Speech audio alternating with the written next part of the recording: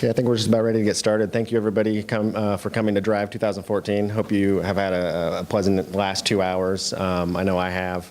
My name is Matt Barker. I'm the room host for today and tomorrow. If you need anything at all at Drive and you see me, come find me, find another room host. We're here to help you and help make sure that you have a positive experience.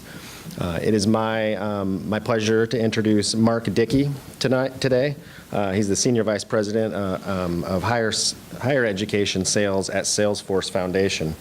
Mark is responsible for customer and partner relationships for higher education in North America. Having worked in the high-tech industry for over 25 years with companies such as Polycom, NetApp, and Cisco, as well as multiple startups.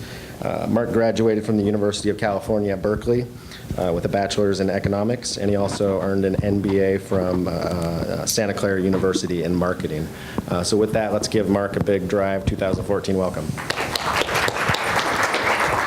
Thank you, Matt. That's awfully nice. I'm not used to having people say nice things about me.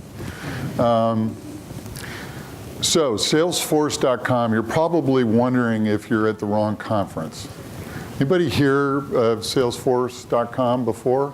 Just want to make sure. Okay. You know, usually with our customers, of which we've got about 1,600, oh, thank you very much.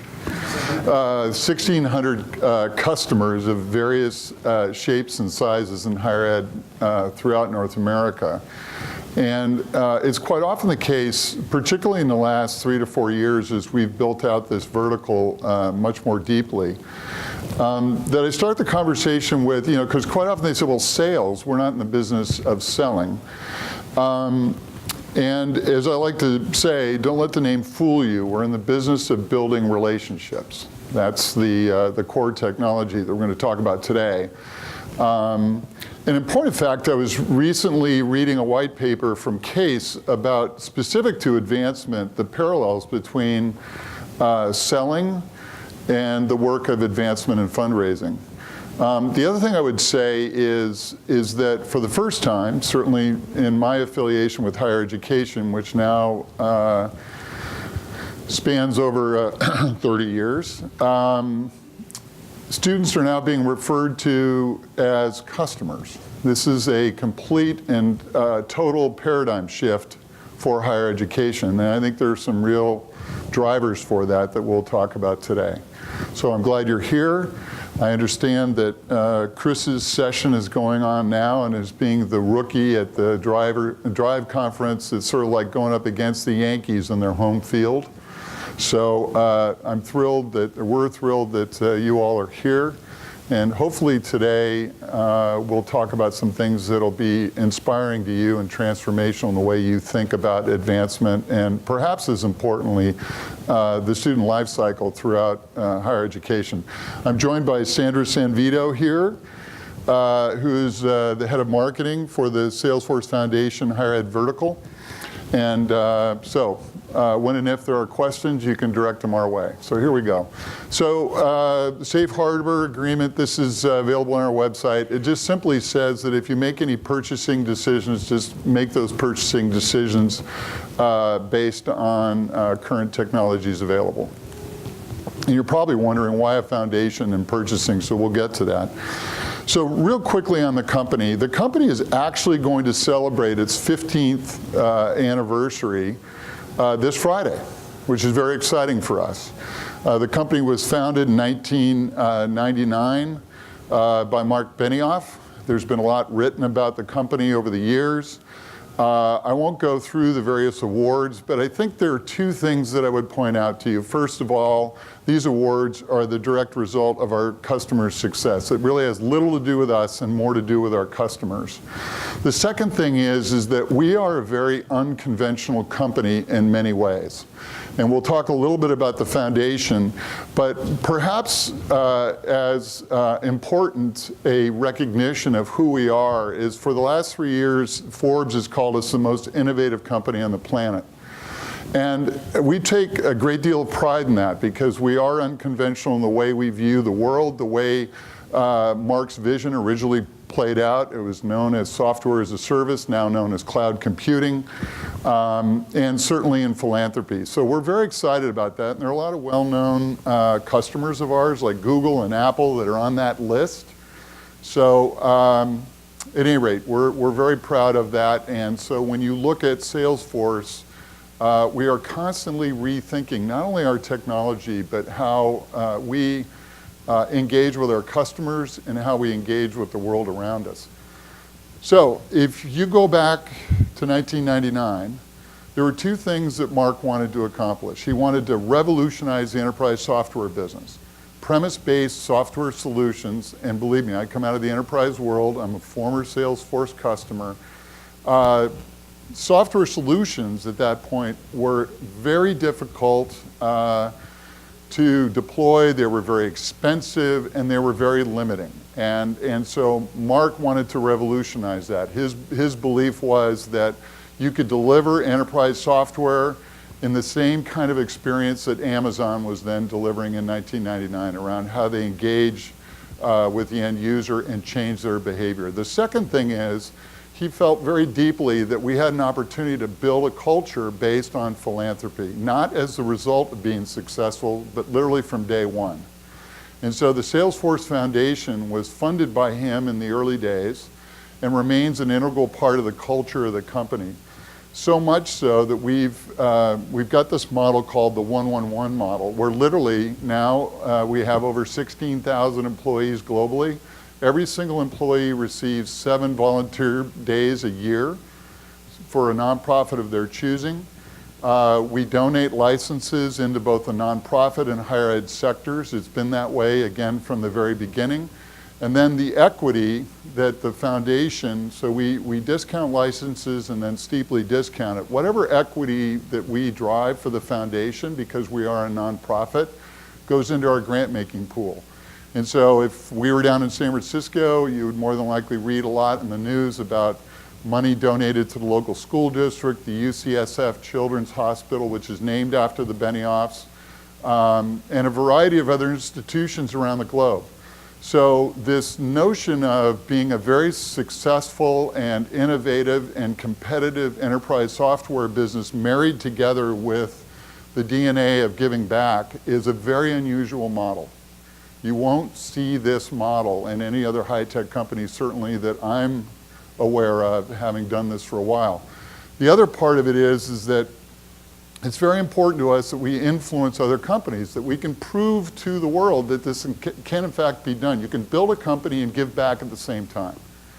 If Mark were standing here today, he would say, why wait? Why do you wait? Nobody should wait to give back. You should do it now, take action now. And so you can see all the companies down below that have adopted a similar model. And so we constantly work with the high-tech community and other corporations to prove that, in fact, you can do this, and you can do this and thrive. And what's very interesting to me, as I said, former customer, I've worked there now for 5 years, is that our employees, in many cases, will join the company because of this philosophy. That's one of the, I'm going to call it an unintended consequence, but really an unintended benefit, is that being that closely tied to a company and having a similar philosophy around this is exceedingly important to our employees. So a lot of great work going on a daily basis around the globe. We were born cloud. There's no question about it. Started out as software as a service, now known as cloud computing. In the high-tech businesses, I like to say, once you prove a market, now all the imposters show up. That's not a negative thing, it's just the reality of the world. So now cloud computing is on everybody's lips. But in point of fact, for 15 years, we've been building out this platform. And so I think it's great. You never want to be a one-company market, but I do think it's very important that as you consider cloud computing and look at it, that you do the due diligence on what the platform is and what it isn't. It's not for everybody, but the good news is there are a lot of benefits to it, certainly in the world of advancement, and we'll talk a little bit about some of those things. So I would quickly say, how many people actually know what a mainframe computer is? I'm surprised. They're all so youthful looking. But it's good to be joined by people that remember those. So what's interesting to me is you look at the internet and cloud computing, it's almost like a replay of the mainframe computing era, which is singular data set shared by a lot of people with unintelligent devices. And what's interesting as well, if you go across that continuum to today's world, this is where you get a variety of data sets that don't match up well and create silos, which if you look broadly across higher education, doesn't matter if I'm talking to Harvard or I'm talking to UC San Diego, the phenomenon is the same. Replication of data across the university life, tremendously inefficient, not very collaborative, not anybody's fault, it's just the byproduct of the tools available at the time. And so the opportunity that we see at Salesforce as a part of our mission in the foundation is to unlock that data, make it available so that you can build, nurture, and maintain enduring relationships with the constituents that matter most to the university. Now, I realize that most of you are in advancement, but you are the recipient of that information if properly implemented. And the university will thrive as a result of that. We'll talk a little bit about some of the market forces that are going on in higher ed today. So it's very fast, it's very open, very affordable. Mark calls it the democratization of software. So when you look at Salesforce, we've got about 150,000 customers, and they range all the way literally from General Electric to the smallest nonprofit you could possibly imagine. And that's the democratization effect. So you don't have to deploy in millions of dollars. You don't have to deploy with an army of people. In point of fact, it's affordable, it's available, it's open, it's very flexible, and it is trusted. So when you look at our platform, it's 15 years of hard work around security and HIPAA compliance and all kinds of different ingredients that are very, very essential if you're going to look at this kind of model. And as a matter of fact, if you go out to our website, we have a website called trust.com. And in point of fact, it shows you what the real-time analytics are in our cloud, the uptime statistics, et cetera. I think you'll find with Salesforce, we're very transparent. We have a very deep and close relationship with our customers, and we are very transparent, unlike really any high-tech company, certainly that I have been affiliated with. We're very transparent in ways that really drive an intimate relationship with our customers. The other thing I would say to you is that we are not trying to be everything to everybody. We do now, this is about as technical a term or a reference as I'm going to make today. We do about 1 billion API calls a day now into the platform, which is unbelievable. That tells you that we integrate more than we replace. And again, we'll get quickly to what that means in higher education. So the API structure is very important. So integration with things like Michelangelo, very easily done. Things like social tables, very easily done. We do not want to try to be the one-stop shop for all of the innovation in the world. Second thing is mobility first. Everything that you see from Salesforce starts in this form factor. Apple, Android. So literally, your work can be done in a mobile world wherever you are. There are no compromises. So the interface around Salesforce One, which we announced at our Dreamforce conference in San Francisco, I'll make a shameless promotion for that right now. It's held once a year. We had 120,000 people last year. It's phenomenal. It's really about customers meeting customers. And we announced the Salesforce One re-architecting of our environment. So everything you see from Salesforce is available, rendered, and consistent in a mobile world. So you'll see some, we're not going to do any live demos, but we will just show you some videos, and you'll see some screen renderings and some mobile, but it is one platform in that regard.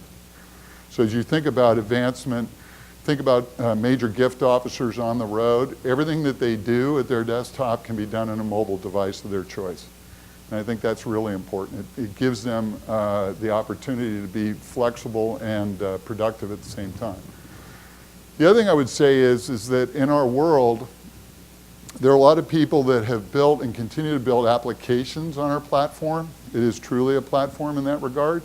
So wealth engines, if you're doing event management, there's a number of event management providers out there that have built on what we call the force.com platform. You'll go out there and you'll find people like BMC Software that have built applications on the platform. And part of the reason for that is because of the robust nature of the security and the scalability and the availability. You know, trying to rebuild that infrastructure as a software provider is not a great use of one's funds. And so because it's open and there's a lot of APIs, they'll choose to put it on Salesforce.com, and that these apps instantly integrate with us. So think of this as the App Store on your iPhone or the equivalent around Google Play. You download it, you plug it in, and it works. So as a matter of fact, one of the things that we want to accomplish this year is to create a section around higher ed on this platform, so that as you look at student life, there's a lot of universities that are replicating projects around the US, and we'd like to extrapolate that out, put it on the App Exchange so we can save our customers money and time and effort. So it creates this very collaborative effect. So more to come on that this year. So this is really the engagement model that needs to happen throughout a university. You know, many of our customers today are talking about early engagement models. So you think about your own school. You have kids going to summer camp there. Actually, 2 schools in 1 week were telling me that they have soccer camps, and they want to be able to cultivate relationships with those families early on. All the way through the point where the kids might apply to the school. They've got great experiences. They love going to camp there. Why not consider the university? All the way through alumni management and out into the real world, if you will. And I was chatting with Charlotte and Debbie this morning. We were just talking about, you know, why can't you have a lifetime relationship with your school? There really is not a reason that that can't happen. I think the difficulty has been that the toolkits available haven't allowed for that to happen. And so we literally see ourselves at Salesforce, we're involved across this entire continuum, from enrollment to student success to ticketing to custom app development to alumni relations to advancement and beyond. And so our mission, our goal is to unleash the creative energy in higher education so that you can engage with your constituents in ways you've never thought about before, at a time when it's as necessary as perhaps ever before. So this is what it looks like for us. The core systems remain in place, whether it's Banner, PeopleSoft, you name it, and we integrate in. We create this layer of engagement. So if you're out doing recruiting, you build a data model that allows the advancement folks, assuming you attend the school, to understand the true history behind that relationship. Now, you can set up through permissions all kinds of granular controls that are very easily done in Salesforce so that you can actually segment the data, because quite often people are very concerned, it's my data, I don't want people to see it. Those controls exist. But the efficiencies of this are that, you know, one of our customers was telling me that it takes them 3 or 4 months to get recently matriculated student data, and I was talking to an advancement department, into their database. And I said, well, what would it look like if the next day after they graduated, you send them a letter, congratulations, and asked them to start building a relationship with the university? And they just about fell out of their chair. Well, you know, from our perspective, certainly as we look at it, it's very doable in today's world to do that. We don't go in with the idea we throw out core systems. But the thing I would say is many of the dialogues we have, we don't want to repeat the past either. We don't want to set up more silos. That's not going to help the university. a more efficient, more effective silo is not going to solve the problem. The problem is horizontal. It's really not vertical. So how do you become a connected campus? And I think this goes back to what we see going on in higher ed, which I know you all see going on in higher ed. Never seen a time of more disruption.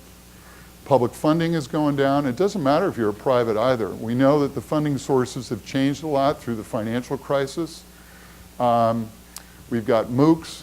We've got President and the First Lady who want to redefine how metrics are made available to parents so they can make an ROI decision on their children's education. We've got skyrocketing tuition. So the demands on the organization are changing dramatically. We've got 2 boys graduated, 1 in college. Our oldest son, is anybody here from the University of Colorado? Okay. He went to Boulder and had a great time. So much so, it took 6 years to graduate. And as I like to say, had a couple of big boy timeouts along the way, and it was all great education and so on and so forth. But when he went to make the selection, had we had the data around how much will it cost, how soon will he graduate, how much will he make, all the things that the Obamas are talking about, our decision and our ability to sort of guide that investment would have been quite different. And so through that, how you engage and how you actually conduct the business of the university or college is very, very important. And as you can see, Clayton Christensen has even said that 25% of all universities and colleges potentially are no longer going to exist in 5 years. Now, I don't want to put a cloud over a conference or Seattle, but that's an opportunity. That's a real opportunity, because it doesn't have to be that way. So, we talked about mobility. Bring your own device. It's amazing how many universities really don't engage these kids with a mobile strategy. They're your brand ambassadors, right? So being mobile is really, really important. And the kids that are in school today are the alumni of the future, as we all know. So being able to engage them in a mobile way is very important. How do you collaborate? So we have this product called Communities that allows you to create affinity groups so they can collaborate amongst themselves. And I would submit to you that one of the ways you can increase your participation rate, if you need to do so, is to create those in a social way so that their pride, their connection, their enthusiasm with the university is sort of self-sustained.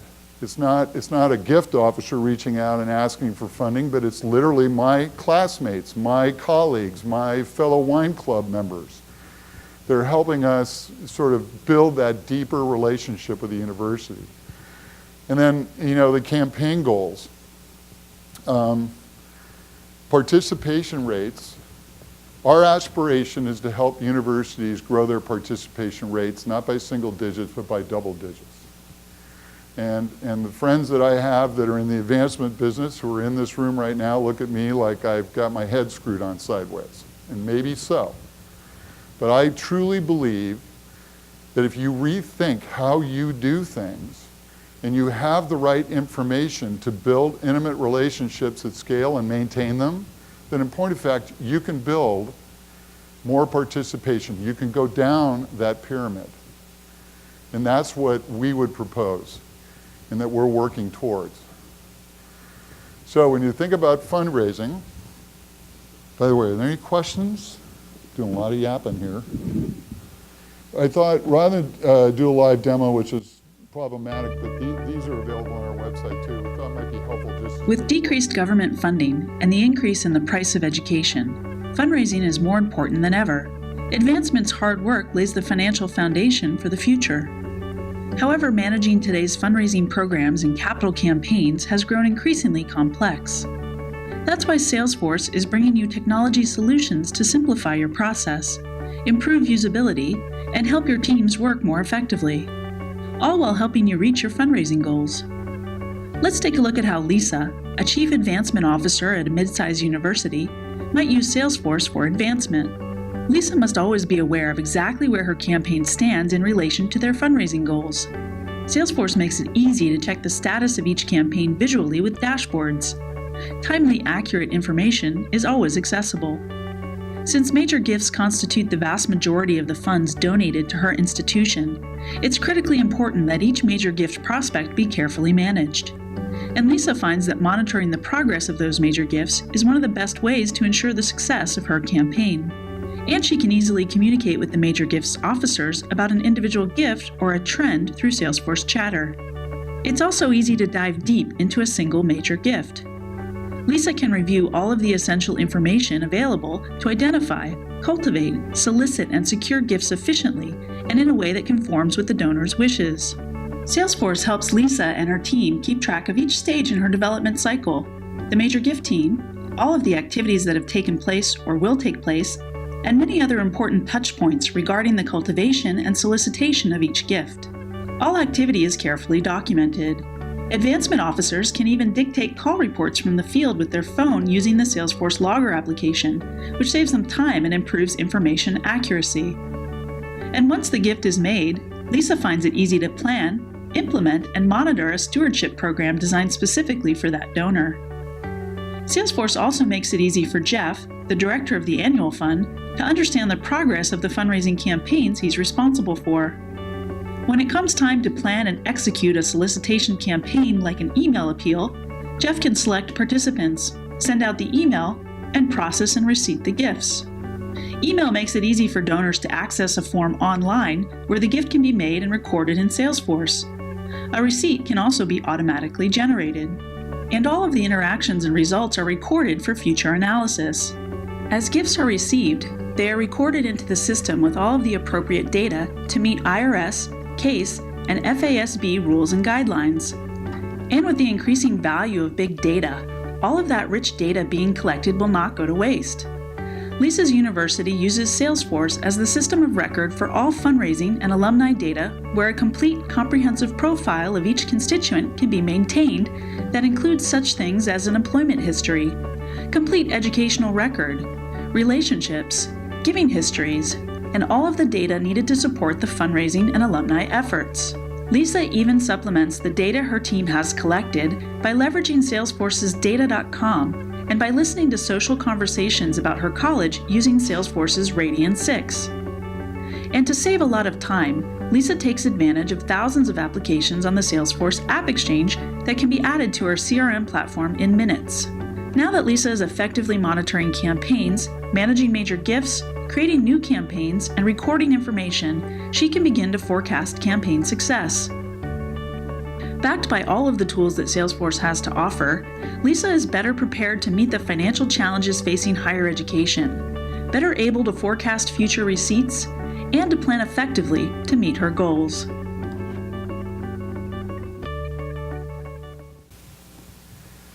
So there are a couple things that are really powerful in there. LinkedIn is, as we all know, is a very important data source. LinkedIn is actually a customer of ours, and you'll notice in one of those screenshots there's a LinkedIn plugin. There's also in the App Exchange a variety of opportunities to pull that data in. Your effectiveness is clearly tied to the ability to maintain a database that is both accurate and current. So the connections with LinkedIn and other social platforms are integral to what we do. The other thing is, it's really interesting, that data.com product is we have D&B data inserted. So if any of you are involved in the corporate relations side of things, all of that data is embedded into Salesforce and actually is self-cleansing. So I think all of these things are very important. It's good to have a tool that is not only easy to use, flexible, and agile, but most importantly, it's the data integrity, as we all know. How many social conversations are going on in today's world around the globe? Anybody have any idea? Anybody want to venture a guess? You're right, 150 million. 150 million. And so this has been a very important part of Salesforce's philosophy around the platform. So we have our CRM, our sales cloud, we have our marketing cloud. And so I want to just talk to you for a moment around the use of social, because it's stunning what is being said about the university all the way through the student life cycle. The other thing is the current generation of students, and I would submit even the current generation or most recent generation of alumni, use those channels. They don't use email. If I want to reach our boys, 2 graduated, 1 in, it's not, unless they want money, they're not going to read email, right? They're going to use other channels. And so, and they're not alone, right? This is true of the corporate world, et cetera. So we have made huge investments in this area, and it's an integral part of the platform. It's not static, it's very active, and everything gets embedded into that profile. So let's talk, or let me just go ahead and show a quick demo around the Communities project and how this works. Michelle is an alumna of Metropolitan University. When she goes to the online alumni community portal, powered by Salesforce Communities, she can access information and opportunities based on her profile and preferences. For example, Michelle sees a list of upcoming events based on her location and interests. She also sees information about her giving history and contact information for the development officer assigned to her. The heart of the online community is the alumni network. Here, Michelle can find and follow people and groups that interest her, just like on Facebook or Twitter, and all of the updates show up automatically in her feed. There are also recommendations to Michelle for people and groups she might want to follow based on shared interests.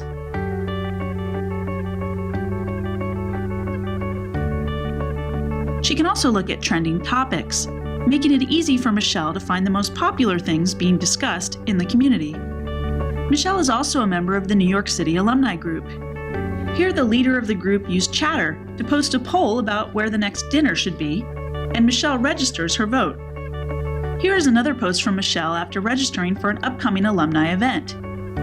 Chatter is integrated with event registration in Salesforce, so when Michelle registered, a notice was automatically posted to her Chatter feed to let her network know and create some buzz for the event. In addition, alumni can submit questions or requests to the university, which are automatically routed to the appropriate staff or department.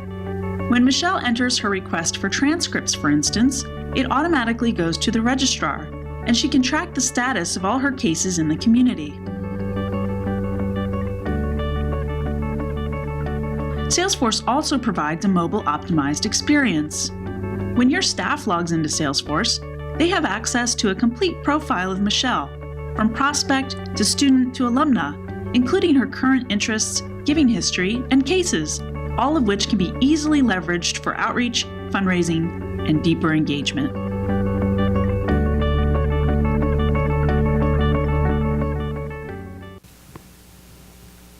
So there have been a couple of references to Chatter. The other great thing about Chatter is if the president or the provost want to track their top 25 donors, you can do that in Salesforce, so that if there are changes to information, if there's a change to status, et cetera, the information gets pushed to them.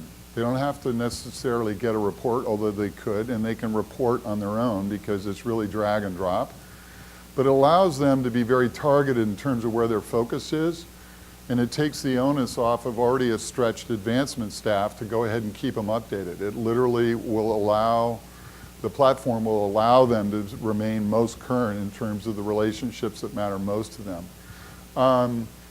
These are the areas that the market sees a lot of work with social media.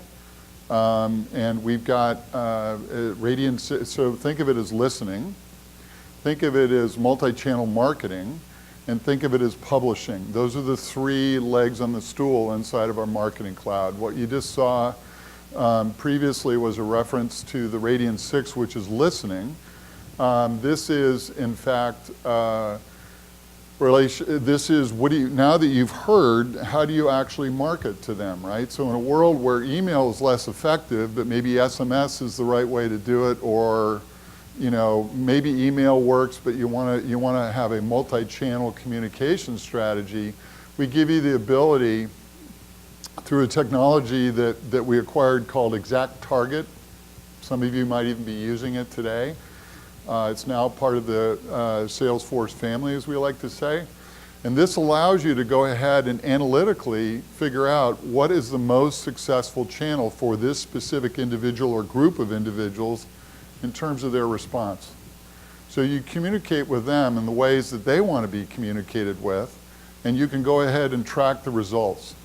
So again, I think that's how you maintain an intimate relationship with people.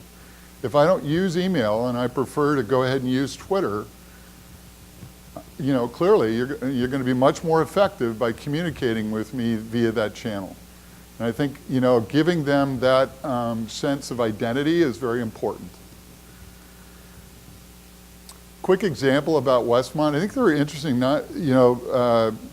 because they took it upon themselves about 5 or 6 years ago to go ahead and just take the platform. I think, we didn't even then know now as much as we know now about what we can do.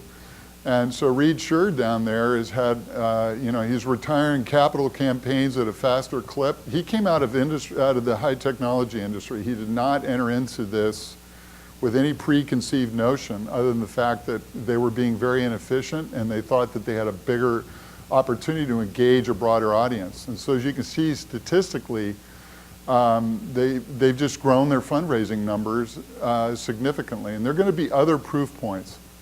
I would suggest that advancement is probably, as you look across that continuum, an area that over the last 18 months we've become much more active in and will continue because we view this as an area of opportunity, an area where innovation and transformation can have a material impact on the life of a university and college.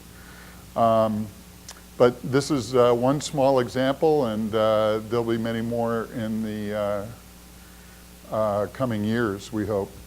So when you think about that relationship, think about 360 degrees. Think about how you nurture those relationships, cultivate them, and maintain them. That's our vision. That's where we're working inside of higher ed, and we're just excited to be a part of that. It's part of our mission. We think higher education is incredibly important. I don't think anybody would argue that. But the question around our involvement and how can we help is sort of the acid test of that commitment. And that's where our team continues to work throughout the world, mostly in North America right now, but we're growing our practice internationally pretty significantly as well. So, thank you for listening. We've got time for questions or lunch. Yes?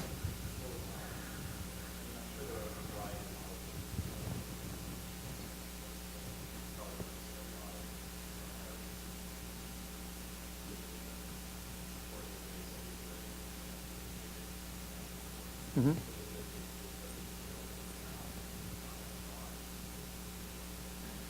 When you talk about core database, are you talking about SIS or ERP, or are you talking about inside of advancement?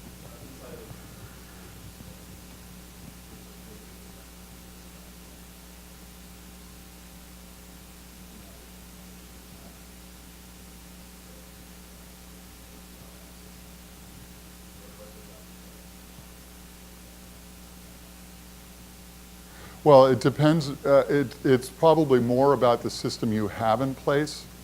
So Blackbaud is an organization, because again, we've got two, an NGO team and a higher ed team. It really is dependent upon API structure. So in the case of Blackbaud, they've got a limited availability API. And so being able to surround whatever data is in a Blackbaud system with Salesforce is limited. I think they make it available, but I believe they charge for it, don't quote me. Illusion less so, just because we integrate with Banner quite a bit. The advanced product is being sunsetted, and so but we have tools like Cast Iron and Boomi and a variety of ways to go ahead and integrate, as well as connectors. And so It really gets down to the system that you have in place and what you're trying to accomplish. I'm not dodging the question, it's just, it really gets down to that. We can, by and large, integrate into anything as long as the other system has an available API. Yes?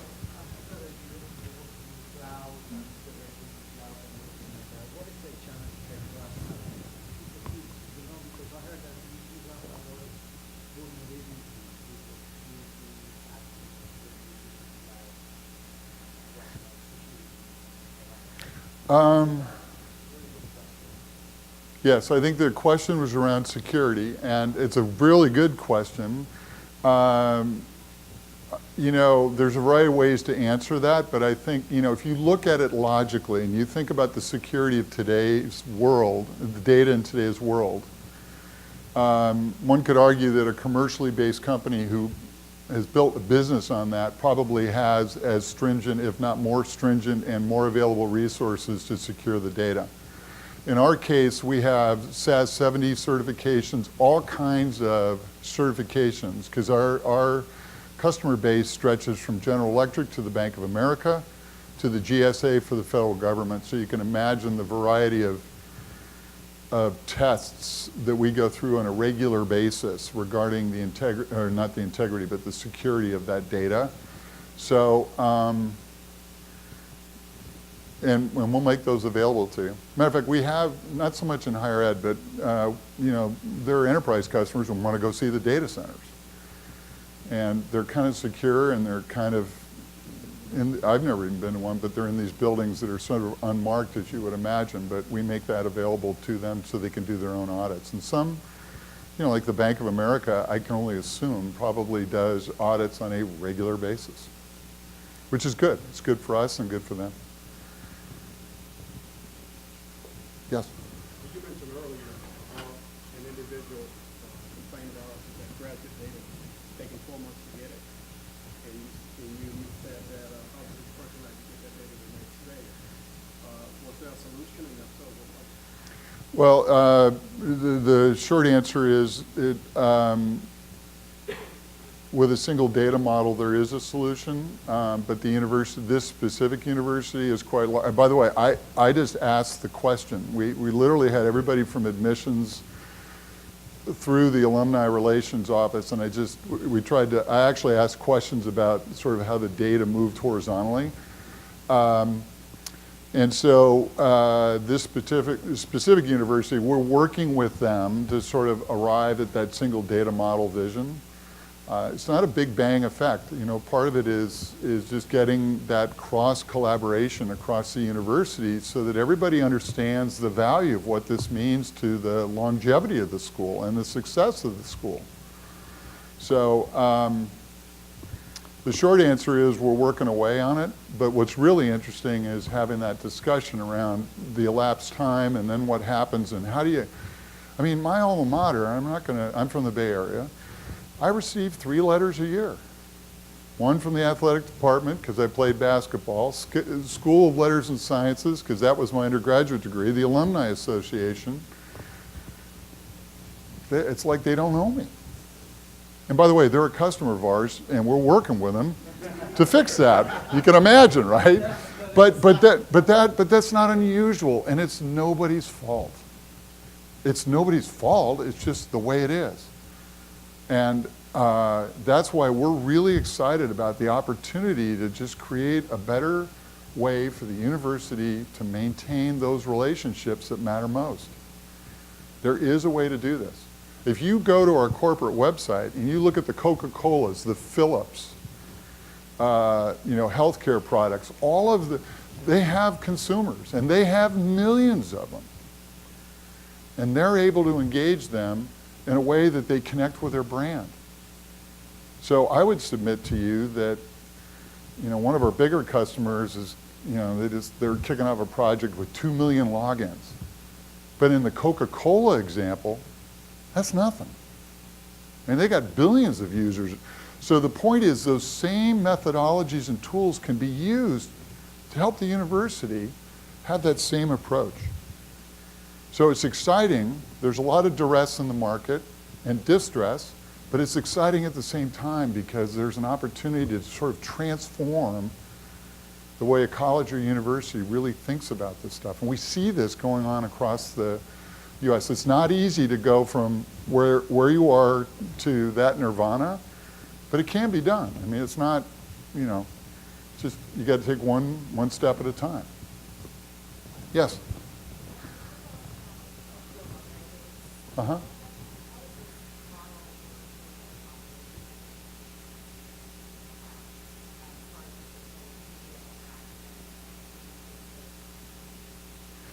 Which database you said? The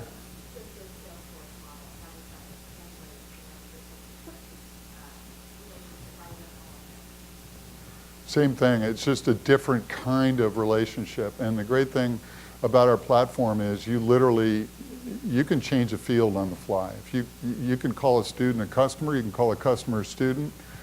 What's really fun for us is when you go in and you say, well, you know, they say, well, it's not that, I want it to be this. And you go in and on the fly, you change it in front of their very eyes. So for us, that's just we have some customers that use that nomenclature and that designation, and they're able to adjust it to their specific requirements.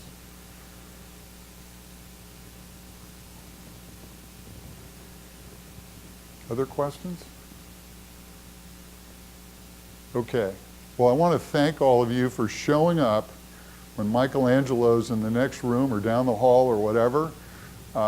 And thanks for being a part of this conference. It's our first year here. We're excited by it, and it's just great to be here. So if we can help anybody in this room in some way, shape, or form, just reach out and let us know how we can do so. Thank you.